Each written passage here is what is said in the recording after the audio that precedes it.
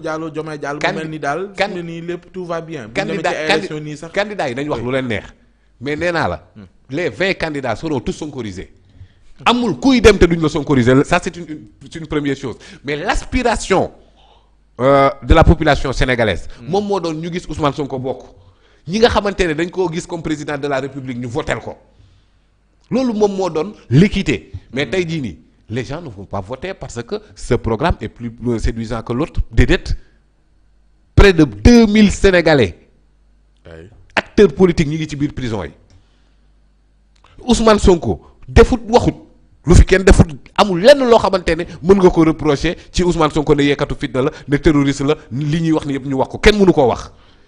tey jii moo nekk ci prison bi Bassirou Diomaye Diakhar Faye mii nii nga xamante ne ñëpp mën nañoo nangu seddam dalam waxam ju sedd mu ngi ci biir prison bi. Aji Ndaw xurum xaq professeur Cheikh Oumar Diagne mais on peut citer nit dof ba mooy loolu. ñooñu ñëpp nekk ci prison bi mais les gars ils vont voter pour rétablir cette justice là. Les Sénégalais vont voter pour que ñooñu noonu ñu xañ leen seen droit te tooñ leen tooñ gu méttee noonu parce que loolu musul am Sénégal lii. mais vote bi maanaam au fond de l'urne y aura aussi l'amertume des Sénégalais. Karim Meïssa Wade aussi amertume la amee ci jot a am ci moom d'ailleurs dafay dem ca cour de justice bu CEDEAO fi mu ne nii liste bi moom.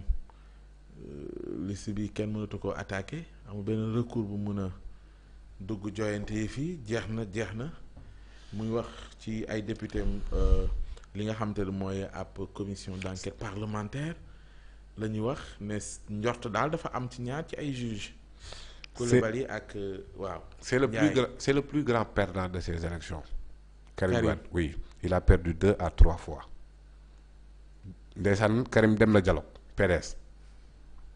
te ban jàpp naa ne dialogue boobu li ci gënoon a bëri dialogue la woon donc dem ci xaw na perte sa crédibilité la première perte de Karim Wade. Karim Wade perte na nationalité am te bokkul vous vous rendez compte de l'affaire. crédibilité ba ca dialogue ba perte sa nationalité te bokkoo. Ben parce que j'ai vu une communication maladroite de El Malick. Ah, maladroite. Oui, c'est de la constitution dont il s'agit. En fait, politiquement lay def parce que pour moi c'est une communication politique. Malick Ndiaye. Ou même politique politicienne parce que y a l'électorat de PDS les du PDS. Non, jàpp naa ne c'est politique. Je n'affirme pas, mais loolu laa jàpp. Alors, PDS. appareil la boo xamante ne ça peut te donner facilement 500 000 voix yu dëgër. Il y a des responsables du PDS qui tiennent toujours des bases. Abdoulaye Diop à Pikine. Il tient sa base. Madame Daba Diouf maire de Guinguinéo elle tient toujours sa base boobu ba léegi ñoom ñooy gagné donc il y a des responsables yu téye ay base ci biir PDS mais loolu est-ce que dafa nekk au-dessus du respect de la constitution c'est de cela qu'il s'agit. Parce que Karim Wade daf ñu wax ne en fait ñaar ba ñetti yoon wax nañu lu amut. ñaar ba ñetti yoon en 2019 alors il était français bi muy déposer candidature am en 2024 bi muy def déclaration sur l'honneur il était encore français xam nga Karim Wade kañ la dugal kii bii nii renonciation bi. Oui. octobre 2023 depuis 2016 ba léegi fu mu ne woon ak lu mu doon lijjanti. Alors dis donc c'est une application de la constitution. day sonal boppam bu demee léegi bu ñu taxawee naan ay opposant bu attaqué opposant mais opposant bu def bu violer constitution dañ ko war a attaquer sa violation constitution ce n'est pas n'importe quoi hein? Or Karim Wade looloo tax ma ne même bu jàlloon par extraordinaire sax mais sa communication là ça va lui poser préjudice. Ah mais bien sûr taxaw ne yow xam nga ñu violer constitution bi mais da nga koy dëgg sa tànk dem. Voilà ce que Karim veut nous dire nee na xam na ñu am yeneen nationalité mais du ci wax kooku la ñu war a bàyyi muy prêter serment après di wax ne dina veiller à ce que ñu respecter la loi et de faire respecter la loi mais naka lañ ko koy gëmee alors que il voit une violation. El Malick Ndiaye dafa politique rek. loolu laa ko mën a jàppee parce que jàppuma benn yoon ne le rejet de la candidature de Karim Wade n'est pas conforme à la constitution c'est elle qui dit ça la constitution que il faut être exclusivement de nationalité sénégalaise boo ko nekkul bokkoo alors on ne peut pas exiger dafa waroon tàccu tas. oui tas ñëpp a ko war a tàccu parce que loolu mu def moom il a exigé le respect de la constitution comme ni ñu ko doon defee ci président Macky Sall comme ni ñu ko doon defee ci président Wade pourquoi avec Karim Wade ñu doit baisser les bras parce qu'il est opposant wala opposition moom daf lay jox permis de violer la loi opposition ah mais non parce que Malick dama ko waxee ne gulet ñu gis. gulet opposant non mais opposant waa léegi kon daal la violation de la constitution ci pouvoir rek lañ koy dénoncer kenn du ko dénoncer ci opposition ah loolu la ñu bëgg a wax mais non gëmuñu loolu ah déedéet yore communication. bu ko yoree nag daf ko war a wax moom moo wax loolu. waaw bu ko waxee nag mais bu ko waxee tekkul ne man dama ne ku violer constitution pouvoir nga nekk ak opposition même niveau de dénonciation lay doon sinon 2 poids 2 mesures bi ngay xeex ci président Macky Sall yaa ngi koy def c'est ça la vérité alors bu dee daf ko wax bu dee daf koy wax à des fins électorales daf ko war a retirer parce que nag bëgg électorat moom warulaa tax nga dëggate suñu constitution bi nag waaw loolu laa gëm da cee war a génn képp bu dee nag Karim Wade na yor 50% de l'électorat dafa war a respecter la constitution su dul loolu bëgg loolu nga bëgg a wax mais loolu moom mooy dëgg et le conseil constitutionnel a parfaitement raison li mu rejeté candidature Karim Wade dëgg la fi mu ko teg droit la mais nag dafa waroon a jéggi ba appliquer le même principe à Ousmane Sonko su ko defoon da ko koy valider da koy jot waaye considérant 83 moo ñu koy jox alors bu dee Yankoba mën ngaa ñëw ci considérant 80 voilà 83 84 ba je pense 85 mu ngi nii considérant que le candidat Thierno Alassane Sall à l'appui de sa requête soutient que le nom de Karim Meïssa Wade figurant encore sur la liste électorale de Versailles en France à la date du 16 janvier 2024, ce dernier n'est pas exclusivement de nationalité sénégalaise qu'en l'absence d'un décret des autorités françaises consacrant la perte de sa nationalité française, la candidature de Karim Meïssa Wade doit être déclarée irrecevable en application de l'article 28 de la Constitution. 84 considérant qu'en réponse à la requête de Thierno Alassane Sall, Karim Meïssa Wade explique que la décision du Conseil constitutionnel numéro 1E 2024 du 12 janvier 2024 disposant que les dossiers de candidature déclarés irrecevables, dont le sien, sont accompagnés des pièces et mentions exigées par la loi et que les examens n'en révélaient aucune irrégularité relative aux conditions de fond prévues par les articles 28 et 29 de la Constitution, c'est à tort que Thierno Alassane Sall remet en cause sa candidature que pour établir qu'il existe exclusivement de nationalité sénégalaise. Karim Meïssa Wade a produit une attestation par laquelle le consul près de l'ambassade de France à Doha atteste qu'il a déposé une déclaration de perte de sa nationalité française le 26 octobre 2023 et une copie du décret du 16 janvier 2024 publié au journal officiel de la République française numéro 13 du 17 janvier 2024 duquel il résulte que Karim Meïssa Wade est libéré de son allégeance à l'égard de la France. Alors, considérant 85 qu'au terme de l'article 28 de la Constitution, tout candidat à la présidence de la République doit être exclusivement de nationalité sénégalaise, que l'article L121 du Code électoral dispose que la déclaration de candidature doit être accompagnée d'une déclaration sur l'honneur par laquelle le candidat atteste qu'il a exclusivement la nationalité sénégalaise.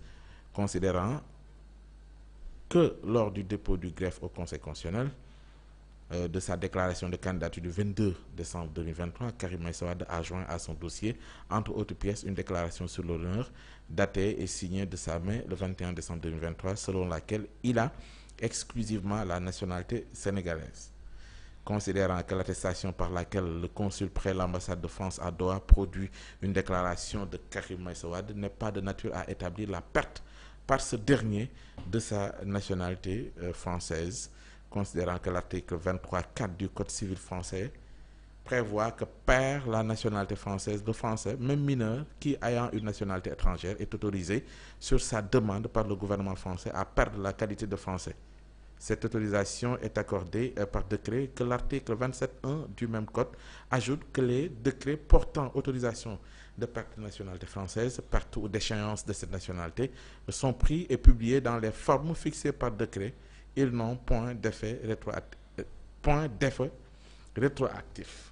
Foofu xam naa ne la intéressé, considérant que le décret produit par Karim Meïssa Wade prouve que ce dernier a perdu la nationalité française à compter du décret du 16 janvier 2024 publié le 17 janvier 2024, que si de ce fait sa double nationalité cause potentielle d'irrecevabilité a cessé à compter de cette date, il reste que sa candidature a été déclarée recevable sur la foi d'une déclaration sur l'honneur inexacte. Dès lors qu'au moment de cette déclaration datée du 21 décembre 2023, le candidat n'avait pas exclusivement la nationalité sénégalaise, qui ressort en effet des termes de l'article 27.1 précité que les effets du décret consacrant la perte d'allégeance de Karim Meïssa Wade à l'égard de la France ne sont pas rétroactifs, que la requête de Thierno Alassane Sall étant fondée, la candidature de Karim Meïssa Wade est irrecevable. Rétroactif. waaw yaa ngi ko doon jël sànq. ci donc kaawu kon li invalidé Karim. moo waroon valider Sonko. parce que effectivement il n'y a pas de rétroactivité ci document bu ñëw après le dépôt. après le dépôt. alors donc le document de condamnation de Ousmane Sonko même bu ñëwoon avant sax mënu la ko xañ. waxatuma la nag mu ñëw après le dépôt c'est-à-dire le 25 décembre 2023. Karim Wade coow li ndekete 26 octobre la soog a renoncé donc kon moom lu mu doon sonalee waa PDS 2019. il faut qu'il nous explique. non moom moo war a expliquer waa PDS parce que man personnellement nee naa la musuma gëm ne Karim politique gu Sénégal intéressé na ko. lu tax nga ni yow musul man mais parce que musu jee wax balaa ma laa gëm xanaa nga wax musul wax ne intéressé na ma musul wax ne présidence de la République Sénégal intéressé na ma. musul wax ne je suis candidat après ma bëgg ko gëm balaa ngaa gëm dara kay mu ne fa balaa nga naan ne fa alors donc kon ce rejet là est constitutionnel légalement justifié avec une motivation vraiment conforme au droit. léegi ca CEDEAO bi mu bëgg a dem da nga boo wax ne dafay sonal boppam. non demu fa pour bokk de xanaa ce n'est pas la CEDEAO qui valide les candidatures le Conseil constitutionnel. oui. Ces décisions ne sont pas susceptibles de recours. fii mu toll jeex na dada moom kay xanaa leneen léegi waaw commission d'enquête parlementaire bi député yi di wax nag ubbi ci ab kii. non man pour man d'enquête parlementaire parce que dañ ne. kii la déclaration parti démocrate sénégalais. waaw ma ne. waaw dama ne. waaw une commission pour man d'enquête parlementaire devra particulièrement enquêter sur les conflits d'intérêts, les avantages et les soupçons de corruption et collusion de certains membres de notre Conseil constitutionnel avec certains candidats. Les députés du Parti démocratique sénégalais estiment que les juges Cheikh Tidiane Coulibaly et Cheikh Ndiaye auraient dû se récuser en raison de leur connexion douteuse et de leur conflit d'intérêts. Pour man enquête bi ñu war a def ci Karim lañ ko war a jubale. waaw dañu war a enquêter Karim. attention mais nga signé déclaration sur l'honneur bu dul dëgg. mais Karim lañu war a poursuivre xanaa. il l'a fait en 2019. récidivé en 2024. poursuivre pour lan. faux usage de faux oui parce que dafa signé déclaration sur l'honneur ne moom il est exclusivement de nationalité sénégalaise alors que c'était pas vrai. c'est ce qu'il a fait en 2019 non. C'était pas vrai, pas Ousmane. C'est ça la vérité. Et les documents qu'il nous a donnés prouvent qu'il c'est pas vrai. Parce que nee na le 26 octobre 2023 kon lan la doon sonalee waa PDS ci 2019 bi il avait signé une déclaration sur le non disant qu'il est exclusivement de nationalité sénégalaise. Alors cette déclaration elle est fallacieuse. Ce document donc est faux. Donc production de faux. Déposé conseil constitutionnel donc usage de faux. Karim lañu war a enquêter. Oui. Parce que lii tamit dafa yomb quoi gis nga ni waa jële toog prison nu mu tuddati Thierno Cissé. oui Thierno Cissé. lu mu def. waaw moom de ay faux document la andi conseil constitutionnel. waaw léegi Thierno Cissé ak Karim Wade lu leen wutale. ma kee nga doa. waaw ñoom ñaar ay sénégalais ñu ne la yow faux document ku ko andi conseil constitutionnel laa jàpp ni ñu def Thierno Cissé. noonu la ñu waroon def Karim. nuñ ko fekk ko doa jàpp. ah waaw. parce que doa la ko fekk mu violé sunu constitution ak code pénal. fausse pièce yi ñu doon wax ci Diomaye Faye moom lu mu woon. signature. ah maanaam déclaration de candidature da nga koy signé. oui ñoom dañ jàppoon ne Diomaye signé wu ko parce que procédure de signature de prisonnier procédure bu spéciale la ça c'est vrai. Mais Diomaye a des mandataires. ñu ko signé. Diambaye peut faire procuration. ah C'est le recours le plus ridicule de l'histoire politique du Sénégal. mais bu ñu taxawoon ci boobu rek mën nañoo am dara de. mais mu taxawuñ fa amuñ dara. waaw moom la ah man bu amuñ ñu taxawoon dara laa wax. amuñ dara. parce que man bu ñu taxawoon ci non biir boobu xëy na moom moo doon gën a mais boo defee procuration mën nañ la signer à ton nom et pour ton compte l'avocat ba tey du yow waay. si mandataire la avocat mandataire la. mais sauf que. mandataire u Diomaye xam nañ ni Amadou Ba la tudd. déedéet waxuma mandataire u élection. avocat naturellement. c'est un mandataire. yow tey jii nii boo jëloon sa avocat il est ton mandataire parce que da nga ko jox mandat mu agir lan moo tax yenn saa yi mën nañ la convoquer justice sa avocat yi dem représenter la parce que mandataire la. Diomaye signé. Diomaye